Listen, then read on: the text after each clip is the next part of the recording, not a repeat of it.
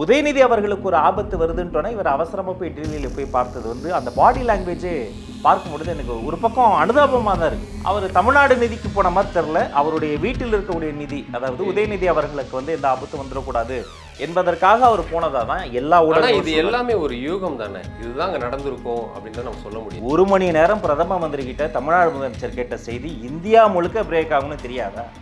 அது தெரிந்தாலும் பரவாயில்ல, தலைக்கு மேலே தண்ணி போயிடுச்சு, பெத்த பிள்ளை எப்படியாவது காப்பாற்றணும்னு நுனி சீட்டில் உட்காந்து கையை பிடிச்சு, சார் இவர் எங்கன்னா ஒரு கமாண்டிங் பொசிஷன்ல இருந்து காம்ப்ரமைஸ் பொசிஷனுக்கு போயிட்டாங்க. இங்க என்ன சொல்றாரு ஐயா துணை முதலமைச்சர் உதயநிதி? ஈடியை பார்த்தும் பயம் இல்ல, மோடியை பார்த்தும் பயம் இல்ல, அப்புறம் டாடி அங்க அமைச்சிங்க, அங்க எப்படி உட்காந்து நுனி சேர்ல உட்காந்துருக்கிறாரு. தெய்வமே என்ன எதுவும் பண்ணிடாத தெய்வமே, உன் கையை காலான்னு நினைக்கிறது என்னங்க இது?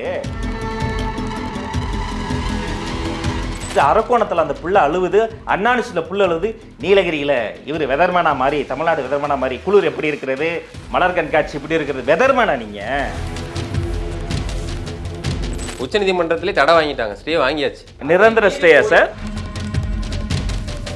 இந்த திமுகவுக்கு நெருக்கடி ஏற்படுத்தணும், ஒரு அரசியல் ரீதியான பழிவாங்கல தானே இதை பண்றது, அப்படி தானே பார்க்கணும். செய்கிற தப்பை முட்டு கொடுத்து சரி என்று வாதிடுவது வந்து ஜனநாயகத்துக்கு ஆபத்து.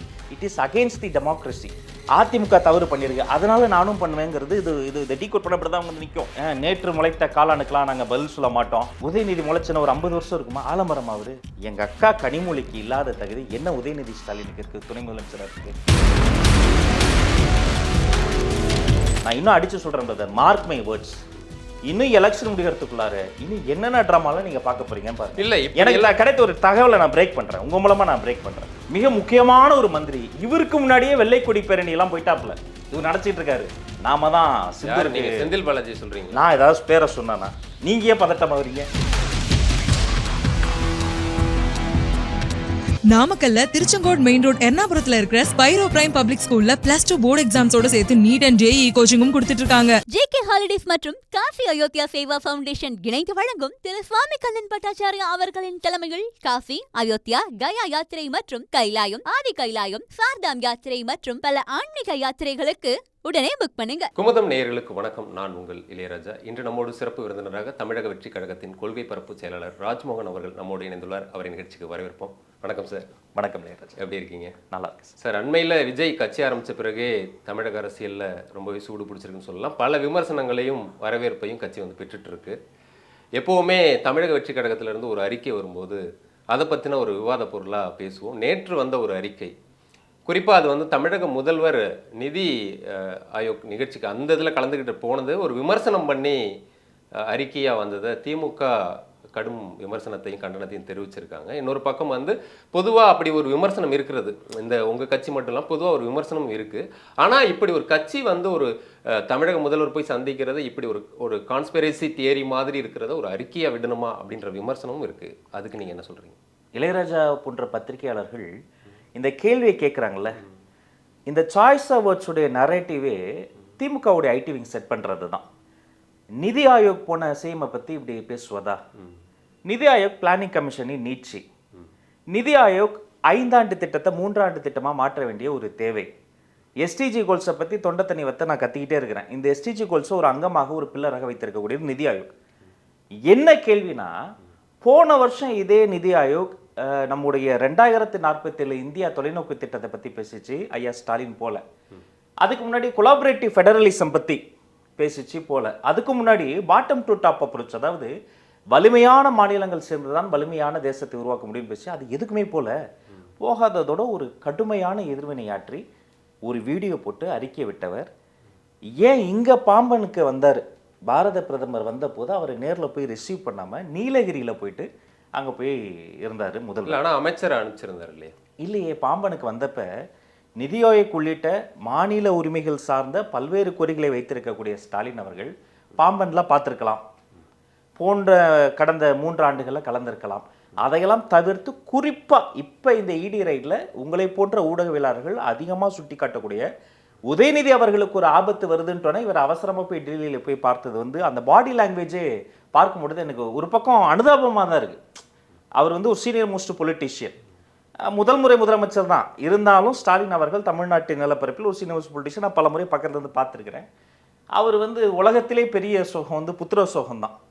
அவர் தமிழ்நாடு நிதிக்கு போன மாதிரி தெரில, அவருடைய வீட்டில் இருக்கக்கூடிய நிதி, அதாவது உதயநிதி அவர்களுக்கு வந்து எந்த ஆபத்தும் வந்துடக்கூடாது என்பதற்காக அவர் போனதா தான் எல்லா ஊடகங்களும். இது எல்லாமே ஒரு யூகம் தானே, இதுதான் அங்க நடந்திருக்கும் அப்படின்றத நம்ம சொல்ல முடியாது. இது மட்டும் இப்ப நிதி ஆயோக் இல்லாம அவர் தனியா போய் சந்திக்கிறார், ஒரு சந்திப்பு ஏற்படுது அப்படின்னா அது வந்து ஒரு விமர்சனத்துக்கு உள்ளாக்கலாம். ஆனா கடந்த ஆண்டு அவங்க கலந்துக்கல, அதுக்கு சொன்ன காரணம் இருக்கு, அதை வச்சு ஒரு விமர்சனம் தான் இருக்கு. ஆனா அவங்க சொல்றது இல்ல, கடந்த ஆண்டெல்லாம் வந்து ஏதோ ஒரு நிதி ஒதுக்கி இருந்தாங்க, ஆனா இந்த முறை வந்து எதுவுமே வந்து ஒதுக்கல அப்படிங்கும் போது நம்ம போக வேண்டிய கட்டாயம் இருக்கு. அங்க போயும் தங்களுடைய இதை வந்து பதிவு பண்ணியிருக்கோம் அப்படின்றத வந்து சொல்றாங்க அவங்க தரப்புல இருந்து. அப்புறம் தனியா சந்திச்சதுக்கு கூட அவங்க என்ன வைக்கிறாங்கன்னா, நாங்க மட்டும் இல்ல, எல்லா முதல்வர்களும் பிரதமர் அவர்களை தனிப்பட்ட முறையில் சந்திச்சிருக்காங்க, அந்த மாதிரியான ஒரு சந்திப்பு தான் அப்படின்றதையும் சொல்றாங்க. 3 முதல்வர்கள், அந்த 3 முதல்வர்களினுடைய குடும்பத்திற்கும் ஈடு ரைடு வந்ததால தான் அவங்க அந்த நிதி ஆயோக்கில் போய் கலந்துருக்கிறாங்க. பாண்டிச்சேரி, தொட்டு விடும் தூரத்தில் இருக்கிற பாண்டிச்சேரி, அவர்களுக்கான நிதி ஆல்மோஸ்ட் 75% சற்றொப்ப 30% குறைக்கப்பட்டு விட்டுருச்சு. பாண்டிச்சேரி சிஎம் போய் பார்க்கல, தோழர் பினராயி விஜயன் போய் பார்க்கல, மம்தா பானர்ஜி போய் பார்க்கல, கூட்டணியில் இருக்காரா இல்லையான டைம் பாம் மாதிரி இருக்கிற நிதிஷ்குமார் போய் பார்க்கல. நான் இருக்கிறேன் அப்படின்னு இவர் போய் நிற்கிறாப்புல. இப்போ என்ன கேள்வி வருதுன்னா, அப்போ நிதிஷ்குமார் இடத்த இவர் நிரப்ப பார்க்குறாரா? இப்போ இந்த இன்டர்வியூ முடிஞ்சிருது, முடிஞ்ச பிறகு நீங்கள் நானும் ஒரு மணி நேரம் பேசணும் சார், இவங்களையெல்லாம் அனுப்பிச்சிருங்க அப்படின்னா இந்த கேமராமேன் கேட்பாரா இல்லையா? வந்த வேலையை விட்டுட்டு தனியாக 1 மணி நேரம், நான் என்ன 1 மணி நேரம் உங்ககிட்ட என்ன பேசிட போகிறேன்? ஏதோ ஒரு பர்சனல் அஜெண்டா இருந்தால் தானே அந்த தனியாக 1 மணி நேரம் கேட்பீங்க சார். 1 மணி நேரம் பிரதம மந்திரி கிட்ட தமிழ்நாடு முதலமைச்சர் கேட்ட செய்தி இந்தியா முழுக்க பிரேக் ஆகும்னு தெரியாதா? அது தெரிந்தாலும் பரவாயில்ல, தலைக்கு மேலே தண்ணி போயிடுச்சு, பெத்த பிள்ளை எப்படியாவது காப்பாற்றணும்னு நுனி சீட்டில் உட்காந்து கையை பிடிச்சு, சார் இவர் எங்கன்னா ஒரு கமாண்டிங் பொசிஷன்லேருந்து காம்ப்ரமைஸ் பொசிஷனுக்கு போயிட்டாங்க.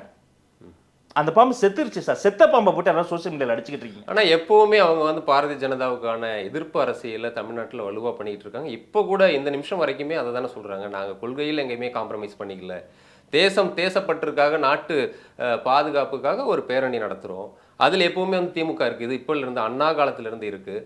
அதுபோல் எதிர்ப்போ ஆதரவோ அதை வெளிப்படையாக தான் தெரிவிச்சிட்டு இருக்கோம். இந்திரா காந்தி அவர்களுக்கு எதிர்ப்பு தெரிவித்த பிறகு நேருவின் மகளே வருக, நிலையான ஆட்சி தருகன்னு கலைஞர் அவர்களே சொன்னோம். நாங்கள் அப்படி தான் வந்து இருந்திருக்கோன்றதை வந்து சேகர்பாபு கூட இன்னைக்கு கூட வந்து சொல்லியிருக்காரு. ஸோ அவங்க வந்து அதை என்ன சொல்கிறாங்கன்னா, எதனால நாங்கள் வெளிப்படையாக பண்ண போகிறோம், இதில் என்ன மறைமுகமாக நாங்கள் பண்ண போகிறோன்றதான் கேட்குறாங்க. இந்திரா காந்தி அம்மையார் பிரைம் மினிஸ்டர், எங்கள் கொள்கை தலைவர் காமராஜர் சீஃப் மினிஸ்டர், கால் மேலே கால் போட்டு உட்காந்துருப்பார் சார் மனுஷன். That is king maker. தமிழ்நாடுனா அதான், ஈக்குவாலிட்டி, செக்குலரிசம், சோஷியல் ஜஸ்டிஸ். எங்களுக்கு குரல் கொடுக்க வேண்டிய நேரத்தில் குரல் கொடுக்கணும். அதை விட்டு கையை பிடிச்சி உன் கையை காலா நினைக்கிற தெய்வமே ஒரு படத்தில் ஒரு சினிமா டைலாக் வருமே, அப்படி பேசிட்டு முட்டு கொடுத்துக்கிட்டு இருக்கீங்க. ஏன் உங்க கட்சிக்கு மட்டும் அவமானம் இல்லைங்க, இது தமிழ்நாட்டுக்கே அவமானம்.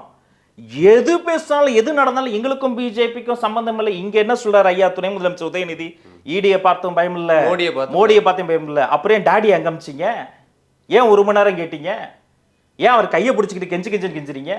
நல்ல வசதியான சேர் இருக்கே, டிஐபிஆர்ல இருந்து அவர் உட்கார சேரை கொண்டு வருவாங்க தெரியுமா? எவ்வளவு ஃபங்க்ஷன் நான் பண்ணியிருக்கிறேன். ஐயா பேசுற தனி மைக் கொண்டு வருவாங்க தெரியுமா? போடியம்ல டர்க்கி டவல், வெள்ளை டவல் கொண்டு வருவாங்க.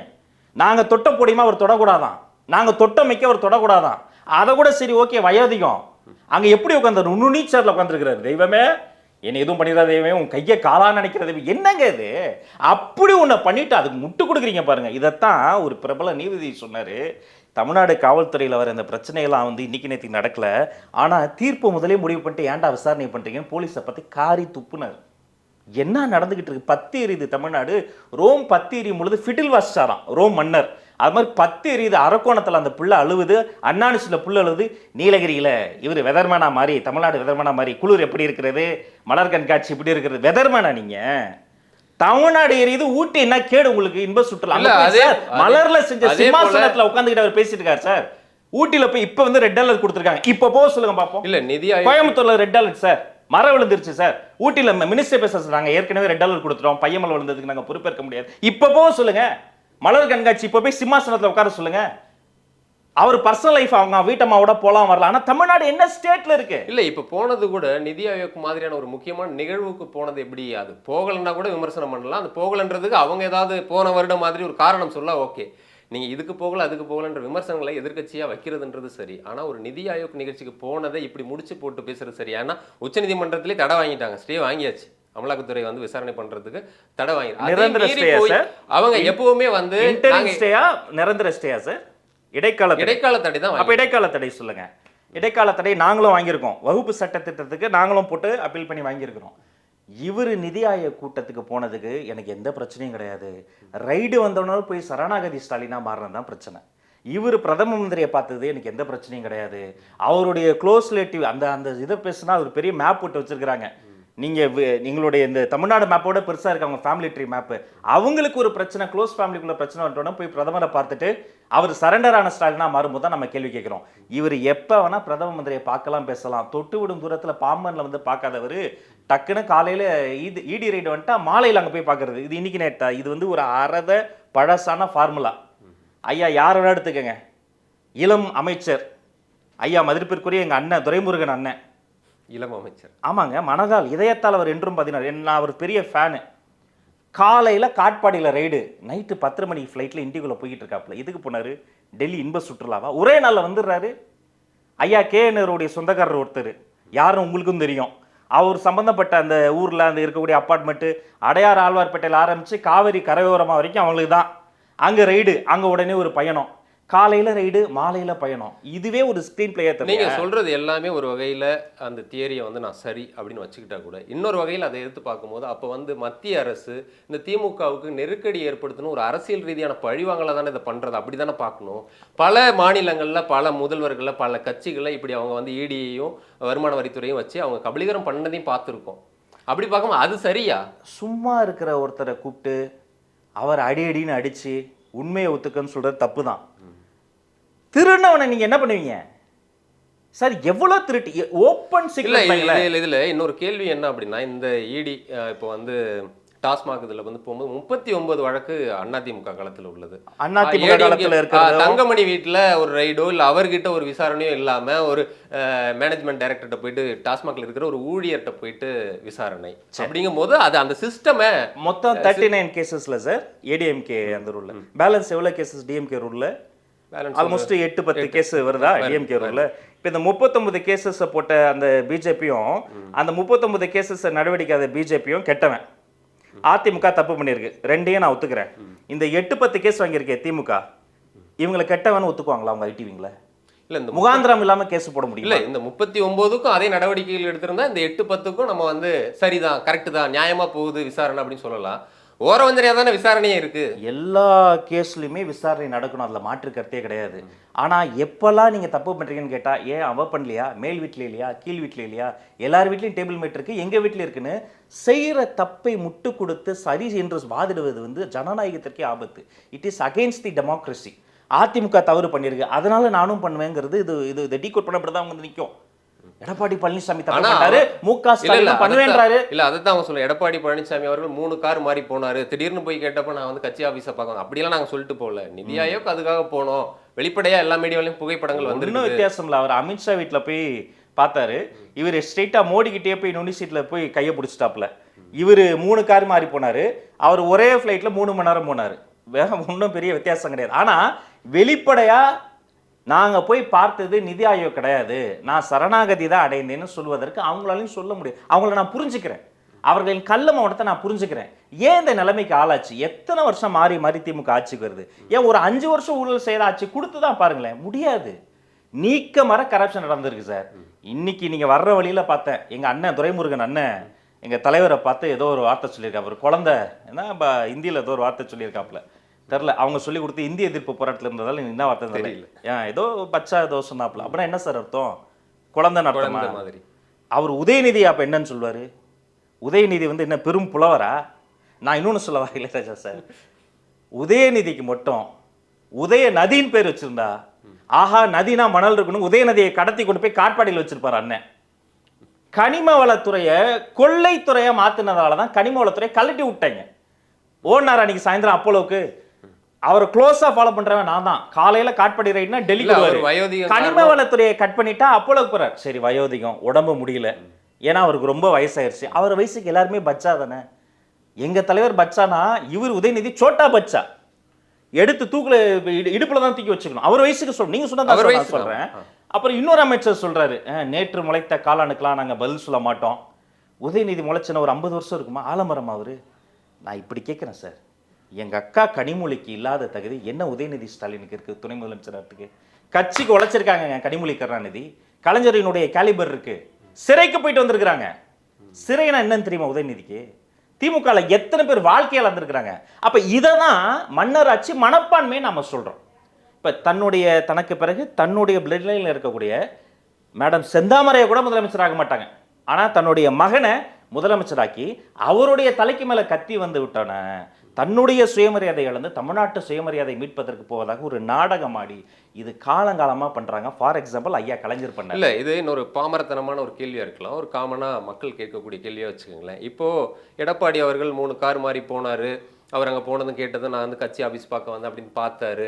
அப்புறம் எப்பவுமே நீ பாஜக கூட கூட்டணியிலன்னு சொன்னாரு. ஒரு நல்ல நாள் பார்த்து கூட்டணி அமைச்சுக்கிட்டாங்க. எந்த நிபந்தனையும் இல்லாம ஒரு கூட்டணி அமைச்சிருக்காங்க. கூட்டணி ஆச்சுன்னாங்க, அப்புறம் அதிமுக தலைமையில் ஆச்சுன்றாங்க. இது வந்து ஒரு வகையில பாஜகவுக்கு ஒரு சகாயம், மறைமுகமா எடப்பாடி அவர்களுக்கு ஒரு சகாயம்னு எடுத்துக்கலாம். இப்ப இவர் போய் பார்க்கறதுனால சாமி கும்பிட்றவங்களுக்கெல்லாம் வரம் கொடுத்துருமா என்ன? இவங்க கடுமையான எதிர்ப்பையில தெரிவிச்சுட்டு இருக்காங்க. சனாதனத்துக்கு எதிராக டெங்கு மலேரியா மாதிரி ஒழிக்கணும்லாம் பேசியிருக்காரு. அவர் மேல எவ்வளவு கேஸ் உதயநிதி மேல உதயநிதி தலையெடுக்கணும்லாம் சில சாமியார்கள்லாம் பேசினதான் பார்த்துருக்கோம். அப்படி ஒரு 3ஆம் கலைஞராக அறியப்படக்கூடிய உதயநிதி இப்படி ஒரு காம்ப்ரமைஸ் போவாராங்கிறது ஒரு கேள்வி. இல்ல போனாலும் அவங்க வந்து ஒத்துப்பாங்களா? அதான் உங்கள்கிட்ட இந்த நகைச்சுவை தான் எனக்கு ரொம்ப பிடிக்கும். 3ஆம் கலைஞர், சேப்பாக்கத்தின் சேகுவேரா, எனக்கு கலைஞரை பிடிக்குங்க. இப்படிலாம் சொல்லி ஏங்க எங்களை விருப்பத்துறீங்க? ஒரே கலைஞர் தான். அதில் 2ஆம் கலைஞர், 3ஆம் கலைஞர், 36வது புலிகேசி, 26ஆம் புலிகேசிலாம் தயவுசெய்து சொல்லாதீங்க. 2வது, எஸ் கூட்டணி வந்து அதிமுகவுக்கு ஒரு நெருக்கடிக்கு தரப்பட்டு அந்த நெருக்கடியில் என்ன நடந்து நமக்கு துல்லியமாக தரலனாலும் அங்கே ஒரு நெருக்கடி தரப்பட்டு அந்த ஒரு ஃபேப்ரிகேட் செய்யப்பட்ட கூட்டணி தான் அது. உள்ளங்கை நெல்லிக்கனி. ஆனால் அதிமுக இன்று ஆட்சியில் இல்லை. அதிமுக 505 வாக்குறுதிகளை தரவில்லை. அதிமுகக்கு நாங்களாம் கட்சி தொடங்கிறதுக்கு முன்னாடி நாங்களாம் சேர்ந்து ஓட்டு போடவில்லை. அதிமுக வந்து வருடந்தோறும் நான் நீட்டை ஒழிப்பேன்னு சத்தியம் செய்யவில்லை. ஆனால் அதையெல்லாம் செய்த திமுக அரசு இன்னைக்கு ஆட்சியில் இருக்கு. 4 வருஷம் ஏமாத்திட்டீங்களே. இந்த டிசப்பாயின்மெண்ட் வந்து சாமானியர்களுக்கு, நீங்க சொன்ன பாமரர்களுக்கு மிக அதிகமாக இருக்கு. 2003 நவம்பர் மாதம் அண்ணன் ஸ்டாலின் சொல்றாரு, எம்கேஎஸ் சொல்றாரு, 100% வாக்குறுதிகளை நிறைவேற்றி விட்டோம். 2003 நவம்பர் முடிஞ்சது. சோஷியல் மீடியாவில் நம்ம குமுதம் மாதிரி ஊடகங்கள்லாம் இதை பற்றிலாம் பேசுகிறோம். இந்த வருஷம் 2025 ஜனவரியில் பெருமையாக சொல்கிறேன் 77% வாக்குறுதிகளை நிறைவேற்றி விட்டேன்னு மக்கள் ஒரு வாட்டி பார்க்குறாங்க. கீழெல்லாம் தலையை சொல்லிடுறாங்க. என்ன 2 வருஷம் முன்னாடி 100னாரு, இப்போ நிறைவேற்றுற வாக்குறுதினா அலிலபரை வச்சு அழிச்சிட்டாரா? வாயில் வந்ததை உளர்றது. இது அந்த காலம் இல்லை, இது எங்கள் காலம். யார் தப்பு பண்ணாலும் சோஷியல் மீடியாவில் கேமராவை மைக்க போட்டு எத்தனை ஆயிரம் தம்பிகள் பேசுகிறாங்க. தப்பு நடந்தால் அதை தட்டி கேட்குறாங்க. இத்தனை நாட்களாக இவங்க பண்ண ஃபார்முலாவில் 1 கடிதம் எழுதுறது, 2 வெளியில் திட்டிட்டு உள்ள மறைமுகமாக பேரம் பேசுவது, 3 நேரடியாக பயணம் போகிறது. இந்த வயசானவங்களாம் காசிக்கு போவாங்க, இமயமலைக்கு போவாங்க, வேளாங்கண்ணிக்கு போவாங்க, முட்டி போட்டு சுற்றுவாங்க, முழங்கால் இட்டு சுற்றுவாங்க, அங்கே பிரச்சனைலாம் பண்ணுவாங்க. அந்த ரேஞ்சுக்கு வந்துட்டாப்புல ஒரு புத்திர பாசத்தில். ஏன் ஃபைட் பண்ணுங்களேன்? இல்லை நான் கோர்ட்டில் பார்த்துக்கிறேன். கவர்னருக்கு எதிராக கோர்ட்டுக்கு போனீங்கல்ல, 16 வக்கீல போட்டிங்கல்ல, கவர்னருக்கு எதிராக வந்து கடுமையாக வாதம் செஞ்சு தீர்ப்பு வாங்கினீங்கல்ல, அந்த அந்த வழக்கில் ஜெயிச்ச வக்கீலையெல்லாம் சென்னையில் கூப்பிட்டு டீ பார்ட்டி வச்சிங்களே, உச்சகட்டமாக எல்லாருக்கும் வெள்ளியில் செஞ்ச செங்கோல் கொடுத்தாப்புல. திராவிடம் பகுத்தறிவு இதெல்லாம் பேசிட்டு செங்கோல்னா என்ன தெரியுமா? நாடாளுமன்றத்திலே செங்கோலை பாஜக வைத்த போது திமுக எப்படி விமர்சனம் செய்தது? சட்டத்தின்படி எங்கள் இதயத்தில் இருக்கிற அண்ணல் அம்பேத்கர் கொடுத்த இந்திய அரசியலமைப்பு சட்டத்தை எடுத்து வாதாடிய வக்கீல்களுக்கு செங்கல் கொடுத்தீங்கல்ல. ஏன் நிதி ஆயோக்கில் நிதி தரலன்னு ஒரு கோர்ட்டுக்கு போங்களேன், போக மாட்டாங்க. ஏன் வகுப்பு சட்ட திருத்தத்துக்கு எதிராக தமிழ்நாடு மாநில அரசு சார்பாக கோர்ட்டுக்கு போங்களேன், போக மாட்டாங்க. கேரள அரசு போச்சு ஒவ்வொரு பிரச்சனைக்கும், இவங்க போக மாட்டாங்க. இவங்க ரைடு வந்தால் போவாங்க, இல்லைனா போக மாட்டாங்க. ரைடு வந்தால் அவங்களுக்கு ஏர்போர்ட் இருக்கிற இடம் தெரியும், இல்லைனா அவங்க சித்தரஞ்சன் சாலையை விட்டு செனட் ஆஃப் ரோடை விட்டு நகர மாட்டாங்க. நான் இன்னும் அடிச்சு சொல்கிறேன் பிரதர், மார்க் மை வேர்ட்ஸ். இன்னும் எலெக்ஷன் முடிகிறதுக்குள்ளார இன்னும் என்னென்ன ட்ராமாலாம் நீங்கள் பார்க்க போறீங்கன்னு பாருங்க. இல்லை, எனக்கு கிடைத்த ஒரு தகவலை நான் பிரேக் பண்ணுறேன், உங்கள் மூலமாக நான் பிரேக் பண்ணுறேன். ஆளுங்கட்சியில் இருக்கக்கூடிய இவர்கள் பெரிதும் நம்பிக்கொண்டு இருக்கக்கூடிய மிக முக்கியமான ஒரு மந்திரி இவருக்கு முன்னாடியே வெள்ளை கொடி பேரணி எல்லாம் போயிட்டாப்ல இவர் நடத்திட்டு இருக்காரு. நாம தான் செந்தில் பாலாஜி சொல்றீங்க. நான் ஏதாவது பேரை சொன்னானா? நீங்க ஏன் பதட்டமா வரீங்க? முழுசா சொல்ல விடுங்க. இவங்க நினைச்சுக்கிட்டாங்க நாம தான் மெரினா பீச்சிலே வெள்ளை கொடி எடுத்துக்கொண்டு செந்தூர் ஆபரேஷன் செந்தூருக்கு வந்து பேரணி போயிட்டோம். உங்களுக்கு முன்னாடி அவர் பெரிய வித்தகர் அந்த ஆள் போயிட்டாப்ல, அந்த ஆள் சரணாகதி. டாஸ்மாக்ல சம்திங் இஸ் ராங், ஹைகோர்ட் சொல்லுது. இன்னைக்கு நம்ம பேசிட்டு இருக்கிற தருணத்துல அந்த ஜட்ஜு சொல்லியிருக்கிறாரு. இல்லை, இப்போ நீங்கள் சொல்கிறதுக்கு இப்போ அவங்க கட்சியில் சொல்லக்கூடியது செந்தில் பாலாஜி எல்லாம் அரெஸ்ட் பண்ணப்போ கூட நாங்கள் டெல்லிக்கு போகலையே, இப்போ மட்டும் எதுக்கு போகணும், எதுக்கெல்லாம் போகணும்னு அவசியம் இல்லையே. இது நிதி ஆயோக்கா தான் போகணும்னு சொல்றாங்க. செந்தில் பாலாஜி பேரில் ஒரு உதயநிதி, ஒரு தயாநிதி, ஒரு கலாநிதி, ஒரு இன்பநிதி, ஏதாவது ஒரு நிதி இருந்தால் அவர் போயிருப்பாப்புல. செந்தில் பாலாஜியும் உதயநிதியும் ஒன்றா? செந்தில் பாலாஜி வந்து பாட்டிலுக்கு 10 ரூபா நீங்கள்லாம் கிண்டல் பண்ணுறீங்க, கஷ்டப்பட்டு வசூல் பண்ணி கொண்டு போய் கொட்டியிருக்கலாம், 1.5 வருஷம் ஜெயிலில் இருந்திருக்கலாம், அடி வாங்கியிருக்கலாம், மிதி வாங்கியிருக்கலாம், எல்லா கட்சியிலையும் போய் அடி வாங்கிட்டு கடைசியில் வந்து இங்கேயும் வந்து சேத்துல அடி சோத்துலேயும் அடி வாங்கியிருக்கலாம். அவர் கலைஞருடைய ஃபேமிலியில் பிறந்திருக்காரா? இல்லை. அப்போ இருக்கிற சார் தன்னுடைய உதவியாளரே தன்னுடைய கம்யூனிட்டியாக பார்த்து வைக்கக்கூடியவங்க சார். அவங்க இல்லைன்னு மறுக்க முடியுமா? மேலோட்டமாக பார்க்கிற பொழுது கலைஞர் ஒரு பத்திரிகையாளர், நாம ஒரு பத்திரிகையாளர், கலைஞர் ஒரு தமிழ் அறிஞர், முத்தமிழ் அறிஞர், நம்ம ஒரு தமிழ் ஆர்வலர், அவரை நமக்கு ரொம்ப பிடிக்கும். ஆனால் அவர் பண்ண அந்த டேமேஜோடைய இம்பேக்ட் இருக்கு பாருங்க. 3 தலைமுறை காலி சார். இந்த மன்னராட்சி மனப்பான்மையினுடைய இன்னொரு டிப் ஆஃப் ஐஸ்பர்க் தான் இளவரசருக்கு ஒரு ஆபத்துனா மன்னர் ஒருவர். எப்பேற்பட்ட பொறுப்புங்க டெபுட்டி சிஎம். சட்டமன்றத்தில் இவர் கேள்வி நடத்த இவர் மானியம் வாசிக்கணும். அவர் வரலன்னு சீனியர் பொலிட்டிஷியன் முக ஸ்டாலின் எடுத்து வாசிக்கிறார். என்னப்பானா இல்லை சின்னவர் கொஞ்சம் மூட் ஸ்விங்ஸில் இருக்கிறாரு. என்ன மூட் ஸ்விங்ஸ்? எப்பேற்பட்ட பொறுப்பு அது?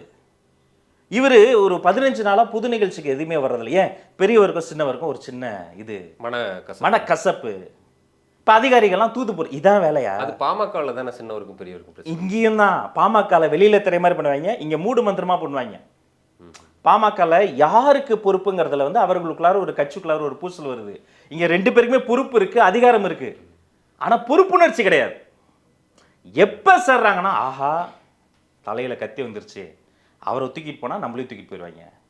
என்னப்பா சொல்கிற? விசாகன் ஐஏஎஸ் அப்ரூவராக மாறிட்டாரா? முடிஞ்சு சோலி. அப்போ அவங்க போகிறாங்க. நான் இன்னொரு விஷயம் சொல்கிறேங்க. தேடப்படக்கூடிய குற்றவாளிகளில் யாராவது அரெஸ்ட் ஆனாங்கன்னா அவர்களுக்கு ஒரு ட்ரக் டெஸ்ட் எடுத்து அவங்க ஃபெயில் ஆனாங்கன்னா it will become narcotics case. President of India நினச்சாலும் காப்பாற்ற முடியாது. நீங்கள் நுனிசீட்டில் உட்காந்து கையை பிடிச்சி தெய்வமே ஒன்றும் வேலைக்காகாது. அப்புறம் அப்படி தான் ஷாருக்கானோட பையனை வந்து உள்ள ஒரு இதுக்குள்ளே கொண்டு வந்தாங்க.